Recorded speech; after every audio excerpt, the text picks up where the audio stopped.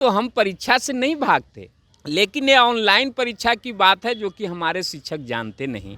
करीब करीब 1.5 लाख से 2 लाख शिक्षकों की आयु 50 से ऊपर है, तो उनको जहाँ तहाँ पूरे राज्य में विकल्प लेकर जो सरकार भेजने की तैयारी कर रही है, यह बिल्कुल गलत है कि जो 3 बार में पास नहीं होंगे उनको हम सेवा से हटा देंगे। ये चीज़ घोर आपत्तिजनक है, क्योंकि जितने भी शिक्षकों का नियोजन हुआ है सभी का नियोजन 60 वर्ष के लिए हुआ। तो 60 वर्ष के लिए हुआ, फिर आप एक नियमावली ला के और कहते हैं कि न पास करेंगे सक्षमता परीक्षा तो हम हटा देंगे। अगर सक्षमता परीक्षा पास होगा टीचर और पूरा जब अब केंद्रीय वेतनमान और पेंशन देने की बात होगी तो कहिएगा कि एक और हम कोई परीक्षा लेंगे। देखिए, शिक्षक संघ का प्लानिंग है कि अभी हम लोग सारे लोगों से संपर्क कर रहे हैं और सरकार को हम लोगों ने लिख कर दिया है कि विधानसभा सत्र के दौरान हम लोग भूख हड़ताल करेंगे, इतने पर FIR करेंगे। और हम कोई अलोकतांत्रिक तो कोई काम कर नहीं रहे हैं। अरे हमारी मांगों को वो मान लें, वार्ता करके संगठन से समस्या का हल करें, FIR की धमकी न दें। वर्तमान सरकार शिक्षकों को दोहन और शोषण करना चाहती है, इसको बिहार राज्य प्राथमिक शिक्षक संघ और हमारे इस राज्य के लाखों शिक्षक कभी बर्दाश्त नहीं करेंगे। बिहार में इन दिनों सरकार व शिक्षा विभाग आमने सामने है। हालांकि इस शिक्षा विभाग और सरकार के बीच जो शिक्षक हैं, जो बिहार के लगभग 4 लाख शिक्षक हैं, वो पीछे जा रहे हैं और सरकार की ओर से एक फरमान जारी किया गया है कि शिक्षकों को राज्यकर्मी का दर्जा तभी दिया जाएगा जब उन्हें 3 सक्षमता परीक्षा पास कर देंगे। ऐसे में जो शिक्षक संघ हैं वो तमाम लोग इन बातों का विरोध कर रहे हैं। इन मुद्दों को लेकर के अभी हमारे साथ बात करने के लिए प्रारंभिक शिक्षक संघ के कार्यकारी अध्यक्ष हैं मनोज जी, उनसे बात करते हैं। सर, क्या लगता है किस तरह का ये फरमान है? देखिए, जो सरकार का फरमान है बिल्कुल बेतुका फरमान है और हमारे जितने भी शिक्षक हैं संपूर्ण राज्य में, जो स्थानीय निकाय द्वारा नियुक्त 4 लाख शिक्षक, सभी 2012 से पूर्व जिनका नियोजन हुआ था वे दक्षता परीक्षा और 2012 नियमावली के बाद जो भी नियुक्त हुए हैं सारे लोग पात्रता परीक्षा उत्तीर्ण हैं। बावजूद इसके सरकार ने सक्षमता परीक्षा लाई राज्यकर्मी का दर्जा देने के लिए, तो लाई तो हम परीक्षा से नहीं भागते। हमारे शिक्षक का तो काम ही है परीक्षा लेना, तो हम देंगे भी परीक्षा। लेकिन ये ऑनलाइन परीक्षा की बात है जो कि हमारे शिक्षक जानते नहीं। और दूसरी बात जो इसमें सबसे गड़बड़ है कि जो हमारे महिला हैं, विकलांग हैं, या जो हमारे शिक्षक बंधु हैं जो घर और उसके आसपास जहाँ तहाँ एडजस्ट हैं, जिसमें करीब करीब 1.5 लाख से 2 लाख शिक्षकों की आयु 50 से ऊपर है, तो उनको जहाँ तहाँ पूरे राज्य में विकल्प लेकर जो सरकार भेजने की तैयारी कर रही है, यह बिल्कुल गलत है, आपत्तिजनक है। संगठन को इससे घोर आपत्ति है। और उसमें भी जो अभी ACS हैं शिक्षा विभाग के, इन्होंने आनन फानन में नियमावली में एक कमेटी बनाने की बात थी कि जो लोग 3 बार में सक्षमता परीक्षा उत्तीर्ण नहीं होंगे तो एक शिक्षा विभाग की कमेटी होगी जो विचार करेगी कि आगे क्या करना है। तो आनन फानन में इन्होंने कमेटी बनवाया। क्या कमेटी की ओर से कुछ इस तरह की बातें आई कि क्या फैसला ले सकती है? कमेटी ने फैसला लिया, सरकार को रिपोर्ट दिया कमेटी, और उसमें फैसला ये लिया कि जो 3 बार में पास नहीं होंगे उनको हम सेवा से हटा देंगे। ये चीज़ घोर आपत्तिजनक है, क्योंकि जितने भी शिक्षकों का नियोजन हुआ है सभी का नियोजन 60 वर्ष के लिए हुआ।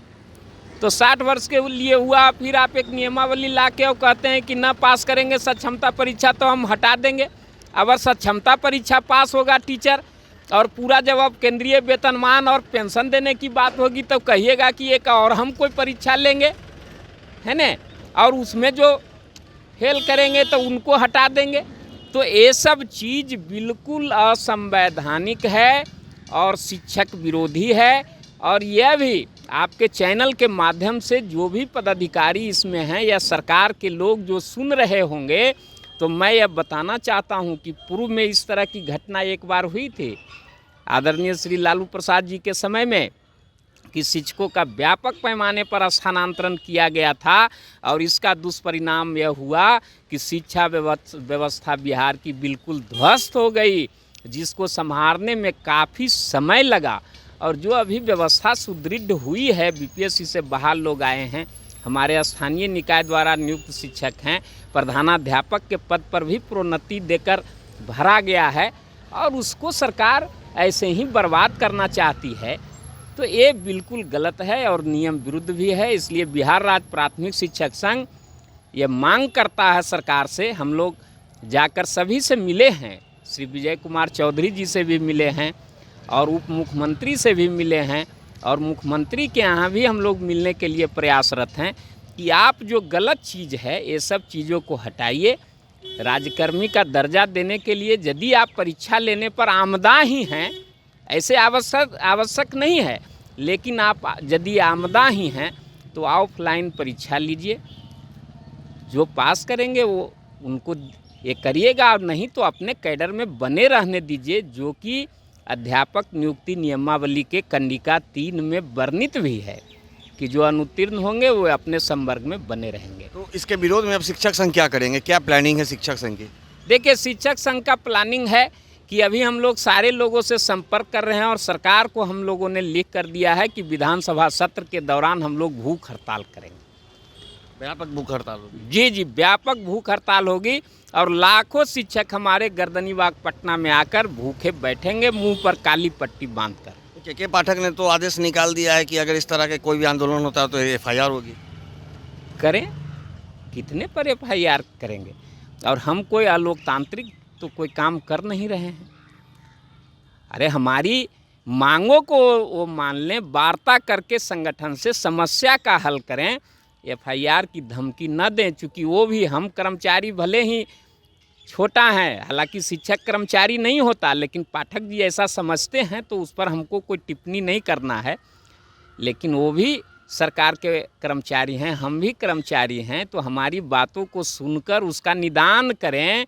FIR किसी समस्या का निदान नहीं है और लाठी और गोली से कभी भी शिक्षा व्यवस्था नहीं सुधरी है। तो क्या लगता है कि जिस तरह से के पाठक लगातार एक के बाद एक नए आदेश जारी करते हैं, शिक्षकों के लिए हो चाहे फिर स्कूल की बच्चों के लिए, क्या लगता है कि वो वास्तव में शिक्षा को सुधार करना चाहते हैं या फिर किसी तरह की दबाव दी जाती है कि इस तरह से किया जाए कि चूँकि शिक्षा व्यवस्था जो है बिहार की चौपट है? यदि बिहार की शिक्षा व्यवस्था चौपट है तो ये इसकी स्थिति कैसे उत्पन्न हुई? देखिए, के पाठक जी की जहाँ तक बात रही तो बहुत सारा काम उनका अच्छा भी है, सब काम को हम खराब ही नहीं कर सकते हैं, लेकिन जो आदेश उन्होंने नियम अधिनियम के परे जाकर किया, उस आदेश को हम लोग वापस करने के लिए आंदोलित हैं।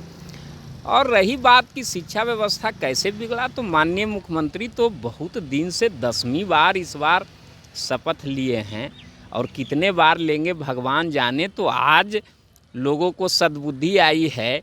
हम लोग तो बराबर कहते रहे हैं कि जितना पंचायत, प्रखंड और नगर, जितना आप जो है सो रिक्रूटमेंट बोर्ड बना दिए हजारों बिहार राज्य में, इससे शिक्षा में सुधार नहीं होगा। आज़ादी के समय यही व्यवस्था थी, जिसको शिक्षक संघ ने काफ़ी प्रयास करके, काफ़ी संघर्ष करके और एक जिला संवर्ग बनवाने का काम किया और बिहार में शिक्षा व्यवस्था सुधरी। और यह सुझाव हम लोग, आपको स्मरण होगा, चीफ सेक्रेटरी के अध्यक्षता में एक 6 सदस्यीय कमेटी बनी थी, जिसमें 5 प्रधान सचिव और एक additional advocate general Shri Lalit Kishore साहब थे। हम लोगों ने वहाँ भी सुझाव दिया था कि शिक्षकों का एक संवर्ग होना चाहिए, जिला संवर्ग, है न। लेकिन सरकार नहीं मानी। अब करना चाहती है वेतन काम लेगी केंद्र के अनुरूप, कैरिकुलम लागू करेगी केंद्र का, पढ़ाई हो 8 घंटा और 9 घंटा, लेकिन सुविधा देने के नाम पर केंद्र का नहीं, वेतनमान केंद्र का नहीं, सेवा शर्त केंद्र का नहीं। वर्तमान सरकार शिक्षकों को दोहन और शोषण करना चाहती है। इसको बिहार राज्य प्राथमिक शिक्षक संघ और हमारे राज्य, इस राज्य के लाखों शिक्षक कभी बर्दाश्त नहीं करेंगे। तो जैसा कि आपने सुना, बिहार राज्य प्रारंभिक शिक्षक संघ के कार्यकारी अध्यक्ष मनोज जी ने कहा कि शिक्षक परीक्षा देने से नहीं डर रहे हैं, वो परीक्षा देना चाहते हैं। लेकिन कई ऐसे शिक्षक हैं जो बुजुर्ग हो चुके हैं और उन्हें ऑनलाइन सुविधा उन्हें नहीं प्राप्त है, और इसके लिए ऑफलाइन सुविधा अगर लागू कर दिया जाए तो शिक्षक परीक्षा देने से कभी भी नहीं पीछे हटेंगे। इसके साथ ही उन्होंने ये भी कहा है कि अगर सरकार हमारी मांगों को अगर पूरा नहीं करती है तो आगामी बजट सत्र के विधानसभा बजट सत्र के दौरान पटना में उग्र आंदोलन किया जाएगा, और ये आंदोलन तब तक जारी रहेगा जब तक सरकार हमारी बातों को नहीं मानती है। दर्श न्यूज़ के लिए ज्ञानेंद्र की रिपोर्ट।